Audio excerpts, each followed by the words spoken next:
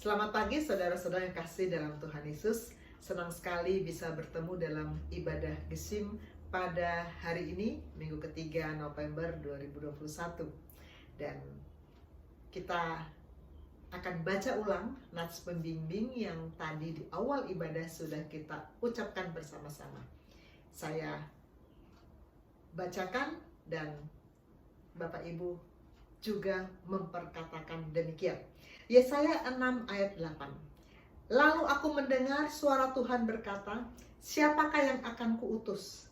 Dan siapakah yang mau pergi untuk aku? Maka sahutku, ini aku, utuslah aku. Judul sharing saya pada pagi hari ini adalah, ini aku, utuslah aku. Kata-kata ini memang banyak mengiang di telinga roh saya dalam 2 bulan terakhir. Inspirasi awalnya adalah dari chat Bapak Gembala di WA grup kita. Kira-kira pertengahan September, ketika itu Bapak Yosef menyampaikan bahwa akan ada keterlibatan Gesim dalam acara PON di Papua. Dan tanggal 20 September ada ibadah pengutusan kontingen yang dipimpin oleh Bapak Gembala sendiri, dan puji Tuhan acara itu memang sudah berlangsung dengan sangat baik. Dan sesudah tidak lama dari announcement itu, seluruh perhatian rakyat Indonesia tertuju pada kota Jayapura, karena di situ diselenggarakan PON. Dan kemudian mulai ada pertandingan demi pertandingan, dan mulai muncul pemenang-pemenang yang mendapat medali emas. Namun Bapak Rohani mengingatkan di chat grup kita bahwa sasaran tujuan utama kita bukan medali emasnya, tapi mahkota abadi, more than gold, tapi eternal medal, mahkota abadi. 1 Korintus 9 ayat 24-27 saya bacakan. Tidak tahukah kamu bahwa dalam gelanggang pertandingan semua peserta turut berlari, tapi bahwa hanya satu orang saja yang mendapat hadiah? Karena itu larilah begitu rupa sehingga kamu memperolehnya. Tiap-tiap orang yang turut mengambil bagian dalam pertandingan menguasai dirinya dalam segala hal. Mereka berbuat demikian untuk memperoleh suatu mahkota yang fana, tapi kita untuk memperoleh suatu mahkota yang abadi. Sebab itu aku tidak berlari tanpa tujuan, dan aku bukan petinju yang sembarang saja memukul, tapi aku melatih tubuhku dan menguasai seluruhnya, supaya sesudah memberitakan Injil kepada orang lain, jangan aku sendiri ditolak. Kita tidak boleh berlari santai-santai, tapi kita harus berlari begitu rupa supaya kita mendapatkan mahkota itu, mahkota abadi. Kita harus menguasai tubuh kita, bukan hanya roh kita, bukan hanya jiwa kita, tapi juga tubuh kita harus kita kuasai untuk mendapatkan mahkota yang abadi. Bukan cuma sekedar medali emas, tapi mahkota yang abadi. Amin. Maka ini juga masih postingan Bapak Gembala, bahwa kita adalah tentang identitas. Kita harus menyadari identitas kita, bahwa kita adalah the armies of the living God. Kita adalah barisan daripada Allah yang hidup. Kita harus sadari itu identitas kita. Maka kita harus masuk pada action, just do it. 1 Samuel 17 ayat 26b. Siapakah orang Filistin yang tak bersunat itu, sehingga ia berani mencemoohkan barisan daripada Allah yang hidup? Begitu Daud menamakan. Ketika itu ada pertarungan antara Filistin dan Israel. Filistin ada raksasanya Goliat, dan Daud yang dari padang, nggak punya perlengkapan militer, ucuk, tapi dia tahu identitasnya, bahwa dia dan segenap tentara Israel adalah barisan daripada Allah yang hidup.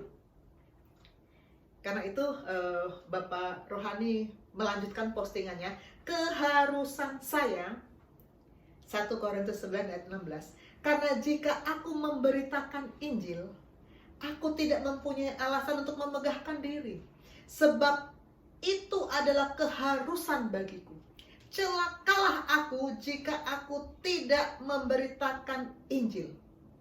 Karena kita sadar identitas kita, kita adalah barisan daripada Allah yang hidup, maka activity, action dari armies of the living God adalah memberitakan Injil. Act is the action of the Holy Spirit through believer. Gereja, orang Kristen atau pendeta yang tidak berani berkorban untuk memberitakan Injil adalah gereja, pendeta yang tidak kenal identitas diri sendiri. Postingan-postingan ini terus bicara kepada saya, terus mendorong saya untuk menyadari betul identitas saya, identitas Bapak, Ibu, dan Saudara, bahwa kita adalah bagian dari barisan daripada Allah yang hidup, yang harus bersama-sama dengan Bapak Rohani, dengan segenap tim gembala Gesim ini untuk bekerja mengikuti misi Tuhan yang sekarang sedang dinyatakan dan sedang terus berlangsung di Papua. PON itu cuman jalan masuk. Dan saya yakin ini masih akan ada kelanjutannya, karena kita sedang bergerak bersama-sama dengan Tuhan. Amin. Siapakah yang akan kuutus? Nabi Yesaya langsung bilang, ini aku, utuslah aku. Suara Tuhan itu datang kepada kita. Siapakah yang akan kuutus? Ini aku, utuslah aku. Ini kita dapatkan, percakapan ini kita dapatkan di kitab Nabi Yesaya. Saya membuka dan mempelajari kitab Nabi Yesaya. Saya melihat di pasal 1-5 itu ada suara Tuhan yang disampaikan oleh Yesaya. Tapi di pasal 6 judulnya Yesaya mendapat panggilan Allah. Loh, kok baru dapat panggilan padahal sebelumnya sudah beraktivitas? Kita lihat dulu ya, panggilan Allah itu di Yesaya 6. Pada tahun matinya Raja Uzia, aku melihat Tuhan duduk di atas tahta yang tinggi dan menjulang, dan ujung jubahnya memenuhi bait suci. Para serafim berdiri di sebelah atasnya, masing-masing mempunyai 6 sayap. 2 sayap dipakai untuk menutupi muka mereka, 2 sayap dipakai untuk menutupi kaki mereka, dan 2 sayap dipakai untuk melayang-layang. Dan mereka berseru seorang kepada yang lain, katanya, Kudus, kudus, kuduslah Tuhan semesta alam, seluruh bumi penuh kemuliaannya. Maka bergoyanglah alas ambang pintu disebabkan oleh suara orang yang berseru itu, dan rumah itu pun penuh dengan asap. Lalu kataku, celakalah aku binasa, sebab aku ini seorang yang najis bibir, dan aku tinggal di tengah-tengah bangsa yang najis bibir, namun mataku telah melihat sang raja, yakni Tuhan semesta alam. Tapi seorang dari para serafim itu terbang mendapatkan aku. Di tangannya ada bara yang diambilnya dengan sepit dari atas mezbah. Lalu ia menyentuhkannya pada mulutku serta berkata, lihat, ini telah menyentuh bibirmu, maka kesalahanmu telah dihapus dan dosamu telah diampuni. Lalu aku mendengar suara Tuhan berkata, siapakah yang akan kuutus dan siapakah yang mau pergi untuk aku? Maka sautku, ini aku, utuslah aku. Luar biasa saya membaca bagian yang terakhir ini. Tuhan bertanya, siapa yang akan kuutus? Yesaya tidak. Sebentar ya Tuhan ya, aku renungkan dulu, kasih aku waktu 1-2 hari. Enggak. Dia langsung jawab, ini aku, utuslah aku. Luar biasa. Saya kembali melihat pasal 1, 2, 3, 4, 5. Yesaya baru diutus Tuhan untuk orang Israel untuk menyampaikan yang tadi dipesankan itu di pasal ke-6 kan. Jadi saya pikir 1, 2, 3, 4, 5 itu pekerjaan Yesaya di 5 pasal sebelumnya, pekerjaan real sebagai nabi Tuhan, atau pekerjaan aktivitas belaka. Saya berkali-kali bilang sama murid-murid saya kalau kita sedang pelayanan, murid atau komsel, murid saya ada yang bilang, dokter saya ini pelayanan, saya dengan kakak saya datang ke orang yang kakak saya bidan, saya dengan lalu kami datang ke orang yang membutuhkan pertolongan dan kami menolong mereka, saya pelayanan. Dokter, saya di gereja tim musik, saya pelayanan, saya pelayan Tuhan, saya pelayan Tuhan, saya tim musik di gereja. WL, singers, saya pelayan Tuhan. Saudara, kalau kita melayani Tuhan, melakukan tugas pelayanan karena kita punya kemampuan, karena kita punya waktu, karena kita punya talent, maka itu adalah aktivitas. Itu adalah aktivitas. WL, musician, singers, aktivitas. Kalau tidak digerakkan oleh firman. Oh, kamu di gereja WL. Oh, kamu di gereja pemain musik. Iya, dokter. Apakah kamu tiap hari baca firman? Oh, itu mah nggak selalu, dokter. Tapi saya baca renungan. Tapi saya nggak baca firmannya. Saya baca renungan, dok, tiap hari. Tapi firmannya mah nggak. Soalnya selalu alasan klasik dari mahasiswa saya, sibuk. Nggak ada waktu. Sharing yang terakhir kita sudah bicara soal kita harus sediakan lebih banyak waktu untuk Tuhan. Sharing-sharing sebelumnya kita sudah berkali-kali diajarkan bahwa pelayanan kita baru merupakan pelayanan yang sebenarnya kalau digerakkan oleh firman yang tiap-tiap hari datang memperbaharui roh kita. Nah, Yesaya bagaimana? Saya baca Yesaya 1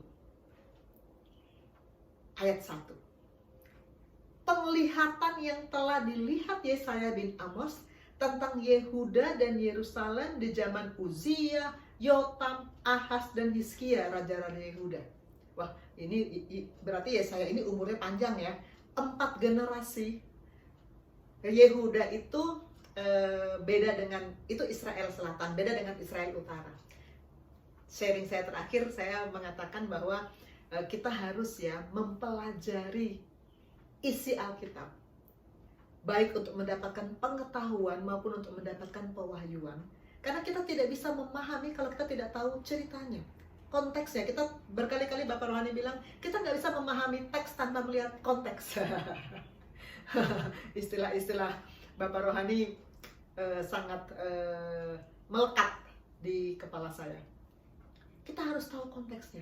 Oh, itu Israel terpecah dua. Israel Utara itu raja-rajanya bukan pada satu garis keturunan, tapi Israel Selatan, karena Allah mengatakan tahta Daud akan tetap untuk selama-lamanya, maka raja-rajanya berada di garis keturunan.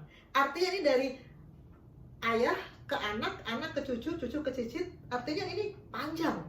Kalau bukan satu garis keturunan, 2 tahun dibunuh ganti raja, 2 tahun dibunuh ganti raja bisa ya. Tapi ini karena satu garis keturunan, ini panjang loh, panjang. Jadi Yesaya ini umurnya panjang dan dia bekerja pada 4 generasi. Dan kalimat pertama berkata penglihatan yang telah dilihat Yesaya. Ada penglihatan, berarti ada firman. Berarti apa yang dia kerjakan di pasal 1 sampai 5 memang dia kerjakan karena firman datang. Dia memang sudah bekerja sebagai pelayan yang sebenarnya. Memang kita boleh jadi sudah bekerja sebagai pelayan yang sebenarnya. Boleh jadi kita sudah menerima firman tiap hari. Boleh jadi kita sudah bergerak untuk Tuhan. Namun hari ini firman datang dan berkata, siapa yang akan kuutus? Sesudah saya bekerja untuk Tuhan, karena memang dia nabi Tuhan, memang dia pelayan Tuhan, memang dia hamba Tuhan. Dia sudah bekerja, Tuhan panggil. Tuhan bilang, siapa yang akan kuutus? Saya bertobat ketika, saya sudah berkali-kali cerita ya, saya bertobat ketika masih sangat muda, SMP. Dan ketika itu di kebaktian tahunan Batu Malang, di acara pemuda, berkali-kali saya mengikuti tantangan misi. Dan berkali-kali saya menjawab, Tuhan, aku mau menjadi alat di tangan-Mu untuk memberitakan firman-Mu. Berkali-kali saya menjawab tantangan misi. Tetapi panggilan itu bukan cuma sekali dua kali. Datang lagi dan datang lagi. Dan kemarin dalam PON Papua ini datang lagi panggilan yang berkata, siapa yang akan kuutus? Maka ketika Bapak Rohani menanyakan kepada saya, siap untuk ke Papua? Saya bilang, siap Bapak, tinggal menunggu perintah. Sebelum saya ke Papua, saya doakan pelayanan. Tiap hari pelayanan Papua ada dalam pokok doa kami. Saya dukung dengan dana. Karena saya percaya Tuhan memberkati saya untuk memberkati pekerjaan Tuhan. Ini aku, utuslah aku. Yesaya menjawab panggilan Tuhan. Bagaimana kita menjawab panggilan Tuhan untuk misi Tuhan yang sedang bergerak dengan sangat dahsyat di gereja kita, yaitu untuk menjangkau Papua. Garis kaling, Allah sedang memanggil. Wilwensa, apa jawaban kita? Di sejarah Perjanjian Lama, ada 3 versi jawaban dari nabi-nabi Tuhan ketika Allah memanggil. Sudah berprofesi nabi loh. Ini kalau ada gambar ikan besar, pasti semuanya, oh Yunus. Sudah berprofesi nabi, sudah firman Tuhan bisa datang langsung kepada dia. Berarti dia sudah punya hubungan dengan takhta sorga. Sudah berprofesi nabi. Bisa-bisanya dia bilang, aku tidak mau. Kita baca ya. Dan datanglah firman Tuhan, ini Yunus 1 ayat 1-3. Datanglah firman Tuhan kepada Yunus bin Amitai demikian. Bangunlah, pergilah ke Niniwe, kota yang besar itu. Berserulah terhadap mereka, karena kejahatannya telah sampai kepadaku. Tetapi Yunus bersiap untuk melarikan diri ke Tarsis, jauh dari hadapan Tuhan. Ia pergi ke Yafo dan mendapat di sana sebuah kapal yang akan berangkat ke Tarsis. Ia membayar biaya perjalanannya, lalu naik kapal itu untuk berlayar bersama-sama dengan mereka ke Tarsis, jauh dari hadapan Tuhan. Saya kalau tiap kali baca Yunus, selalu saya terkagum-kagum dengan quote, kok ada nabi yang begitu nekatnya menolak panggilan Tuhan. Tetapi dalam kehidupan nyata anak Tuhan, anak-anak Tuhan saat ini, kita juga harus mengakui bahwa tidak semua anak-anak Tuhan yang sudah hidup dengan bersama firman tiap-tiap hari langsung mengatakan, Tuhan ini aku, utuslah aku. Tidak selalu. Sebagian besar juga dengan perbuatan mengatakan, aku tidak mau. Membaca Alkitab, ada ayat yang bunyinya begini, perintah Tuhan. Tapi pelaksanaan dalam hidup, kemarin kita dalam sharing saya, kita melihat perintah-perintah yang berat apa ya? Bagaimana kita bisa menyadari, memastikan bahwa itu tidak berat. Yunus, ketika Tuhan berkata, pergilah ke Niniwe, dia memutuskan perintah itu berat. Enggak, pokoknya enggak. Lalu dia melarikan diri. Kalau kita tidak mau melakukan perintah Tuhan, kalau kita mengatakan ini perintah berat, aku tidak mau. Kita bilang aku tidak bisa, aku tidak sanggup, sebenarnya berarti aku tidak mau. Karena kita sudah belajar bahwa Allah telah memberikan segala sesuatu yang berguna. Dalam surat Petrus, sudah memberikan segala sesuatu yang berguna untuk hidup saleh. Jadi kalau kita bilang saya nggak bisa, sebenarnya saya nggak mau. Sama dengan Yunus. Dia memang nggak mau. Bukan karena nggak bisa. Nggak mau. Lalu dia melarikan diri ke Tarsis jauh dari hadapan Tuhan. Saat kita menolak melakukan perintah Tuhan, kita sedang menjauhkan diri dari hadapan Tuhan. Dan kalau kita menjauhkan diri dari hadapan Tuhan, maka ada harga yang harus kita bayar. Yunus membayar biaya perjalanannya.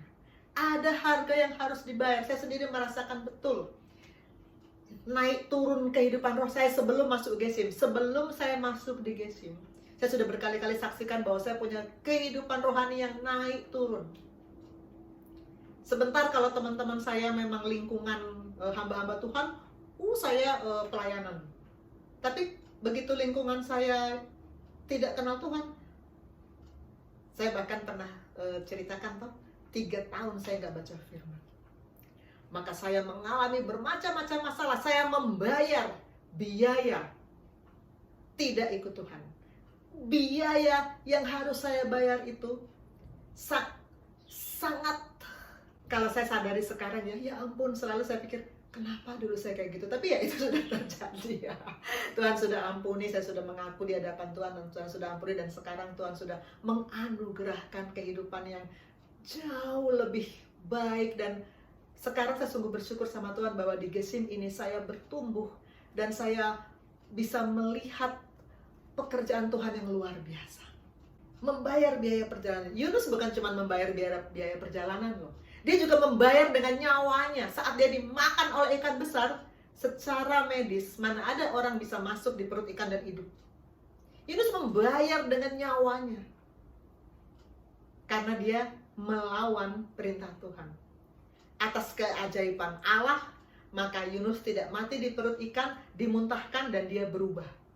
Berubah menjadi utusan yang taat. Dia menyampaikan apa yang diperintahkan untuk disampaikan di Niniwe. Berapa banyak dari kita yang mengatakan, Tuhan ini aku, tapi aku tidak mau.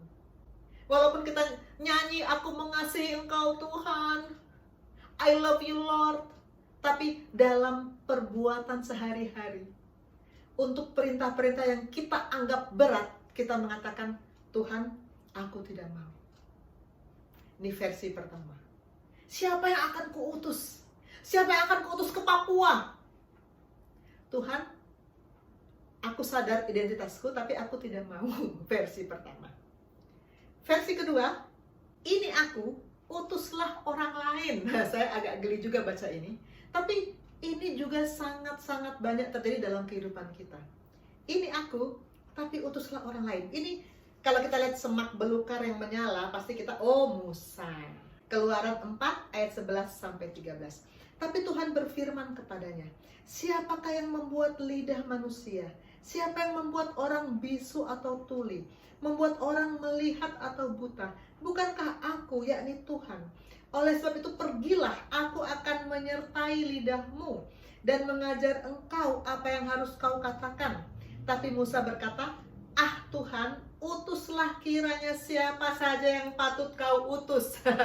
Saya baru memperhatikan betul jawaban Musa, karena akhirnya kan Musa memang mau dan dia menjadi pemimpin yang luar biasa dipakai Tuhan, membawa bangsa Israel yang bandel itu melewati 40 tahun padang gurun sampai ke depan pintu gerbang Kanaan. Tapi mula-mula ternyata Musa berkata, ah Tuhan, utuslah siapa saja yang patut kau utus. Utuslah orang lain. Padahal Tuhan sudah bilang, siapa yang bikin lidahmu? Siapa yang bikin kamu bisu atau tuli? Melihat atau buta? Saya pernah berkali-kali menyaksikan bahwa saya tuh sudah terancam buta. Setahun yang lalu, waktu saya didera oleh tumor otak. Selesai operasi, saya masih mengalami gangguan penglihatan selama 2 minggu, tapi kemudian Tuhan pulihkan. Sampai sekarang saya melihat dengan normal. Siapa yang bikin saya bisa melihat? Tiap pagi saya bangun tidur bersyukur sama Tuhan, terima kasih Tuhan karena aku bisa melihat. Siapa yang bikin kita bisa mendengar? Siapa yang bikin kita bisa bergerak? Siapa? Tuhan. Musa udah dibilang begitu, dia masih bilang, ah Tuhan, utuslah kiranya siapa saja, asal bukan aku. Hati-hati saudara, jangan sampai kita berkata, Tuhan ini aku, Aku menerima firman-Mu, aku sepakat dengan firman-Mu bahwa aku memang barisan daripada Allah yang hidup. Tapi untuk pergi, utuslah orang lain saja. Itu kalimat Musa. Lalu Tuhan marah kan? Untung akhirnya Musa memutuskan, endingnya tunduk taat, dan dia menjadi pemimpin yang luar biasa untuk pekerjaan Tuhan. Versi ketiga, tip model ketiga, ini yang paling keren. Inilah Yesaya. Dia langsung bilang, ini aku, utuslah aku. Nggak pakai, Tuhan kasih aku waktu seminggu ya, aku pikir-pikir dulu. Nggak pakai begitu. Nggak pakai, Tuhan tapi aku ini gagap, Tuhan tapi aku ini nggak pintar ngomong, Tuhan tapi aku ini karirku belum maksimal, Tuhan tapi aku ini masih koas, Tuhan tapi aku ini bisnisku baru aja mulai, Tuhan tapi begini tapi begitu, anak-anakku masih kecil, bla bla bla. Nggak pakai tapi. Yesaya langsung bilang, ini aku, utuslah aku. Saya ulang lagi, Yesaya 6 ayat 8. Lalu aku mendengar suara Tuhan berkata, siapakah yang akan kuutus? Dan siapakah yang mau pergi untuk aku? Maka sautku, ini aku, utuslah aku. Saat ini firman Tuhan datang kepada kita. Siapakah yang akan kuutus? Siapakah yang mau pergi untuk aku? Apakah kita siap untuk sepakat dengan firman? Menjawab, ini aku, utuslah aku. Tema Natal tahun ini saya lihat sangat sejalan, karena memang kita punya Tuhan yang sama. Luar biasa Tuhan kita mencurahkan firman yang begitu luar biasa di hati, di roh, dalam roh setiap anak-anak Tuhan, juga Bapak Gembala, juga kita semua yang ada di sini. Karena tema Natal yang diputuskan, dipilih oleh Bapak Gembala memang sangat sejalan dengan apa yang sedang kita renungkan belakangan. Lukas 1 ayat 38. Kata Maria, sesungguhnya aku ini adalah hamba Tuhan. Jadilah padaku menurut perkataanmu itu. Lalu malaikat itu meninggalkan dia. Maria langsung menyahut dengan sederhana, tapi dengan jawaban yang luar biasa menurut saya. Dia bisa bilang, sesungguhnya aku ini hamba Tuhan. Posisi hamba. Beberapa minggu yang lalu saya sharing, saya sudah katakan bahwa posisi hamba adalah posisi yang tidak punya hak untuk tawar-menawar, nggak punya hak untuk negosiasi. Posisi hamba adalah tunduk taat.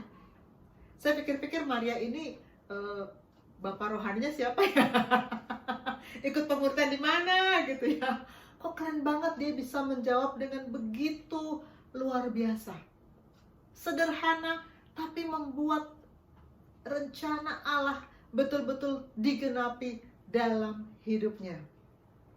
Dan dalam chat grup Gesim, Bapak Rohani mengatakan tema Natal kita tahun ini dan tema tahunan 2022 Gesim adalah membangun identitas gereja umat Tuhan.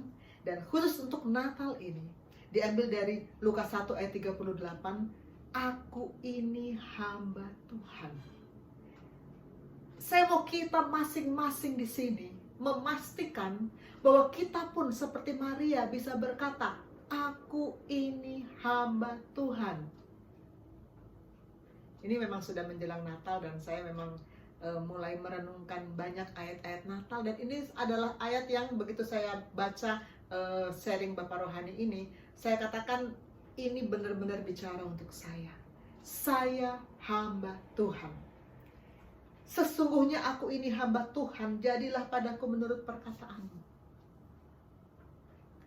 Maka malaikat itu pergi, selesai, beres. Nggak pakai berbantah-bantah, nggak pakai bernegosiasi, nggak pakai, Tuhan aku minta waktu ya, seminggu ya aku berpikir dulu.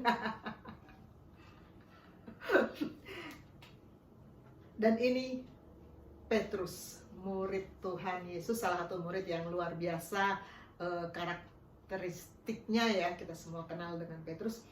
Di Yohanes 21 ayat 17, ini ketika Tuhan Yesus sudah bangkit dari antara orang mati dan menunjukkan diri kepada beberapa murid sebelum dia naik ke surga.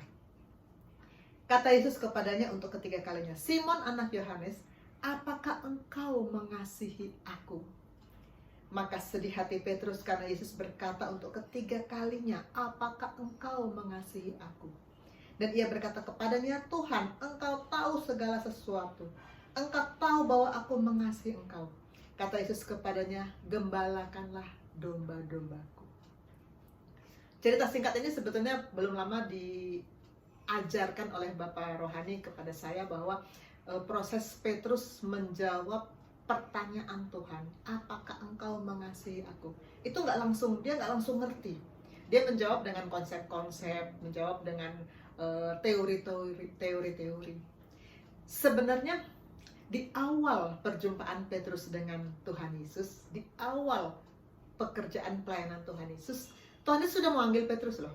Kalau kita lihat di awal-awal kitab Injil, termasuk ini contoh di Matius ya, ini soalnya diceritakan di berbagai kitab Injil. Matius 4 ayat 19-20, Tuhan Yesus berkata kepada Petrus, ikutlah aku dan kamu akan kujadikan penjala manusia. Dan ketika itu Petrus ikut. Itu di awal. Jadi Petrus memang sudah memenuhi panggilan Tuhan untuk ikut dia. Tapi di bagian menjelang akhir dari pelayanan pekerjaan Yesus, menjelang akhir dari pertemuan Yesus dengan murid-muridnya, Tuhan Yesus bertanya lagi, apakah engkau mengasihi aku? Sekian minggu yang lalu dalam sharing saya, kita mendengar pertanyaan yang sama. Apakah engkau mengasihi Yesus? Apa definisinya? Apa buktinya? Yesus sudah buktikan dia mengasihi kita. Buktinya jelas. Lalu kita, buktinya apa? Jangan menjawab dengan konsep-konsep, jangan menjawab dengan teori-teori, tapi apa yang engkau lakukan sebagai respon terhadap firman yang datang. Dan akhirnya Petrus sesudah 3 kali Yesus bertanya, akhirnya Petrus berkata, Tuhan, engkau tahu segala sesuatu. Engkau tahu bahwa aku mengasihi engkau. Dan perintah yang datang ketiga kalinya adalah gembalakanlah domba-dombaku. Perintah ini juga datang bagi kita. Kita harus bekerja untuk kepentingan sorga. Ini istilah Pastor Pierre, selalu saya memakai istilah ini karena keren banget. Bekerja untuk kepentingan sorga. Gembalakan domba-dombaku. Kita harus berkata, ya Tuhan, ini aku, utus aku. Seperti Yesaya menjawab. Nah, saya masuk kembali dalam what, why, how. Jadi apa? Apa itu panggilan Tuhan? Apa artinya kalau kita berkata, ini aku, utuslah aku? Saya membaca, saya buka kamus. Utusan Tuhan itu artinya apa ya? Di kamus ya, di kamus. Ternyata katanya utusan Tuhan itu ada 2, nabi atau rasul. Wah, bukan kita. Saya bukan nabi, saya bukan rasul. Bebas. Apa iya? Tidak. Kalau kita buka firman. Firman itu kebenaran. Firman itu berlaku atas kita. Yohanes 20 ayat 21 berkata, maka kata Yesus sekali lagi, damai sejahtera bagi kamu. Seperti Bapa mengutus aku, demikian juga sekarang aku mengutus kamu. Ini pernah saya kutip sekian tahun yang lalu dalam topik mission. Seperti Bapa mengutus Yesus, Yesus pun mengutus murid-muridnya, termasuk kita. Kita utusan. Allah memanggil, kita utusan, dan kita harus menjawab seperti Yesaya menjawab, ini aku, utuslah aku Tuhan. Beberapa waktu yang lalu, awal bulan November, di rumah sakit tempat saya bekerja, itu ada perhimpunan karyawan Kristen yang namanya Bina Rohani Kristen. Juga ada bina rohani dari agama-agama lain. Ini memang dalam organisasi di rumah sakit. Dan sebetulnya saya sudah sejak masuk di rumah sakit ini, saya sudah Saya di rumah sakit ini sudah 20 tahun lebih ya. Jadi saya sudah berkecimpung dalam kegiatan Bina Rohani Kristen sudah lama. Di awal November kemarin ada pemilihan untuk penggantian kepengurusan. Jadi Ketua Bina Rohani Kristen 2021 dipilih. Dan yang terpilih saya. Sebetulnya saya berpikir begini, kalau saya pakai pemikiran saya sebagai manusia, saya cenderung untuk bilang, ya ampun, saya ini udah senior banget ya, sudah 20 tahun lebih saya malang melintang di kegiatan Bina Rohani Kristen, nggak ada orang lain. udah nggak cocok kalau saya yang jadi ketua, kan banyak dokter-dokter baru. Karena biasanya kan kalau untuk jadi ketua di organisasi dunia, di tempat kita bekerja, itu kan biasanya kan yang jadi ketua itu yang baru-baru. Supaya berpengalaman, supaya ya gantian gitu ya istilahnya, kaderisasi. Saya ingin sekali bilang, aduh, kenapa saya lagi, yang baru kan banyak. Tetapi firman Tuhan ini datang, sesungguhnya aku ini hamba Tuhan, jadilah kepadaku menurut perkataanmu. Saya katakan, Tuhan, kalau memang Tuhan yang suruh, saya ini hamba. Nggak ada tempatnya untuk saya negosiasi. Nggak ada tempatnya untuk saya tawar-tawaran. Saya pikirkan dulu ya, seminggu nanti saya jawab. Nggak ada tempatnya untuk itu. Saya harus katakan, ini aku, utuslah aku. Menjadi hamba Tuhan, beda dengan kita seperti kita kerja ada karier, dilihat orang, kelihatan bahwa kita bisa, sama sekali berbeda. Karena menjadi hamba Tuhan, kita hanya suruhan. Dan yang dimuliakan adalah Bapa kita, Tuhan kita, Tuhan kita. Kita nggak dilihat orang. Jangan bekerja untuk dilihat orang, tapi untuk mendapatkan perkenanan Tuhan. Firman Tuhan datang lagi, ini dari Bapak Rohani, Yesaya 42 ayat 1. Lihat, itu hambaku yang kupegang, orang pilihanku, yang kepadanya aku berkenan. Aku telah menaruh rohku di atasnya dan ke atasnya, supaya ia menyatakan hukum kepada bangsa-bangsa. Hambaku, kepadanya aku berkenan. Kalau saya bilang, saya hamba Tuhan, saya harus mendapat perkenanan Tuhan. Tuhan harus berkenan atas hidup saya, dan saya harus melakukan apapun untuk mendapatkan perkenanan Tuhan. Itu posisi hamba. Dan saya katakan, saya harus mengubah program-program dalam Bina Rohani Kristen di tempat saya bekerja. Saya harus meminimalkan kegiatan-kegiatan yang bersifat sosial, pelayanan sosial. Saya harus minimalkan, dan saya harus utamakan membangun roh, karena ini Bapak Rohani ajarkan begitu kepada kita. Utamakan membangun roh dari tiap-tiap orang Kristen yang ada di situ, supaya mereka bisa menjadi utusan Tuhan untuk pasien-pasien yang ada di situ. Rumah sakit adalah ladang Tuhan yang luar biasa, karena semua orang datang. Kita nggak perlu ngejar-ngejar orang datang, dan orang sudah punya masalah. Orang yang punya masalah pasti sangat menunggu bantuan. Maka disitulah kita, barisan daripada Allah yang hidup, datang untuk diutus. Maka saya katakan, Tuhan, saya sungguh bersyukur, bersuka cita bahwa aku hambamu. Aku mendapatkan visi Kristus, aku mendapatkan misi Kristus, dan aku mau bekerja untuk kepentingan surga. Ini dari bahan komsel yang kemarin, tanggal 13, dari khotbah Bapak Rohani. Galatia 1 ayat 10. Jadi bagaimana sekarang? Adakah ku cari kesukaan manusia atau kesukaan Allah? Adakah ku coba berkenan kepada manusia? Sekiranya aku masih mau mencoba berkenan kepada manusia, maka aku bukanlah hamba Kristus. Di dunia selalu ada tarik-menarik kepentingan, dan ketika kita masuk ke salah satu kepentingan, maka kita akan mencari perkenanan manusia atau perkenanan Tuhan. Maka saya katakan, saya tahu kenapa Tuhan mengutus saya untuk memimpin Bina Rohani Kristen di rumah sakit tempat saya bekerja.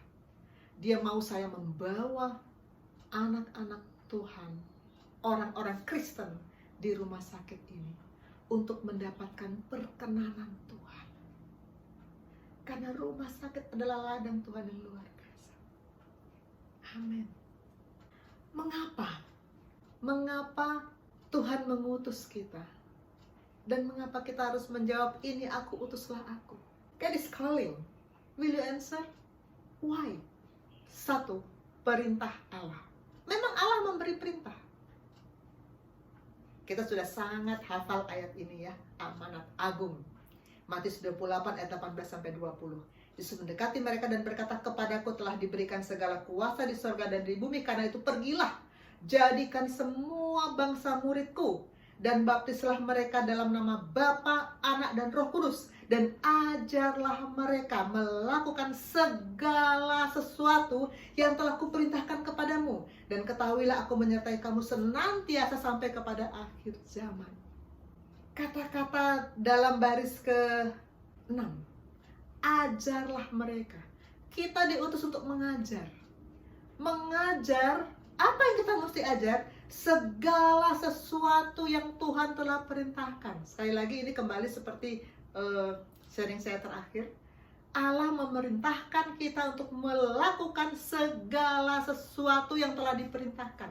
Kalau kita mau katakan, aku cinta Yesus, definisinya melakukan segala perintah Allah. Dan ini perintah Allah yang sangat jelas. Ajarlah mereka melakukan segala sesuatu yang telah kuperintahkan kepadamu. Maka saya katakan, saya mau bawa Bina Rohani Kristen di rumah sakit tempat saya bekerja untuk melakukan segala sesuatu yang Tuhan perintahkan. Kisah 1 ayat 8. Tapi kamu akan menerima kuasa kalau Roh Kudus turun ke atas kamu, dan kamu akan menjadi saksiku di Yerusalem dan di seluruh Yudea dan di Samaria dan sampai ke ujung-ujung bumi. Saya yakin di tempat Tuhan taruh kita masing-masing, di rumah kita, di keluarga kita, di pekerjaan kita, di lingkungan kita, saya yakin Tuhan memanggil kita untuk menjadi saksi. Dan kita harus katakan, ini aku, utuslah aku. Amin. Kenapa tidak semua orang menjawab ya? God is calling. Tapi tidak semua orang menjawab ya. Seperti Yunus, disuruh ke sana, lari ke sana. Pinter banget ya, dia bisa lari dari Tuhan, ya ampun. Musa, Tuhan sudah bilang siapa yang menciptakan lidahmu, siapa yang memberi kemampuanmu bicara, tapi dia masih bilang, Tuhan yang lain aja. Walaupun akhirnya dia taat. Kenapa? Kenapa orang tidak menjawab ya? Kenapa anak-anak Tuhan tidak menjawab ya? 1, tidak peduli. 2, tidak mengerti. 3, tidak mau taat. Untuk 1, 2, 3 saya tidak mau bahas, karena gak mau, ya sudah. Tapi untuk yang 4 dan 5. 4, tidak percaya adanya upah. Sebetulnya sih mau, tapi ada gunanya gak sih? Worth it gak sih? Tidak percaya adanya upah. Maka saya mau kita baca Ibrani 11 ayat 6. Tapi tanpa iman tidak mungkin orang berkenan kepada Allah. Sebab barang siapa berpaling kepada Allah, ia harus percaya bahwa Allah ada dan bahwa Allah memberi upah kepada orang-orang yang sungguh-sungguh mencari Dia. Harus percaya bahwa Allah memberi upah. Upah itu ada. Upah itu disediakan. Jadi jangan ragu untuk jawab ya, ada upah. Dan yang kelima, tidak tahu caranya. Nah, kalau nggak tahu caranya, saya juga harus bagikan ini. Karena dulu juga saya nggak tahu caranya. Berpuluh tahun saya bekerja di rumah sakit tempat Tuhan taruh saya tidak mengerjakan apa-apa karena saya nggak tahu. Firman Tuhan masih tertutup. Tapi sekarang firman Tuhan terbuka untuk kita. Kita diberi tahu caranya. Bagaimana kita bisa mendengar Tuhan memanggil dan kita berkata, ini aku, utuslah aku. Kita mesti bikin apa? 1, kita harus tertanam. Sungguh-sungguh tertanam di gereja ini. Jangan keluar masuk, kemarin kata Bapak Rohani seperti itu. Jangan keluar masuk. Tertanam, ikut pemuritan, hidup dalam firman, bertumbuh, berbuah, bergaul dengan firman, dan memiliki Bapa rohani yang terus membimbing kita, itu akan membuat kita menjadi barisan daripada Allah yang hidup. Kedua, kita harus punya kehidupan doa. Doa. Di Matius 9 ayat 37, juga Lukas 10 ayat 2, Tuhan Yesus berkata, tuaian memang banyak, tapi pekerja sedikit. Lalu selanjutnya apa kalimatnya? Karena itu mintalah kepada Tuhan yang empunya tuaian. Minta, berarti doa. Supaya Ia mengirimkan pekerja-pekerja untuk tuaian itu. Minta kepada Tuhan.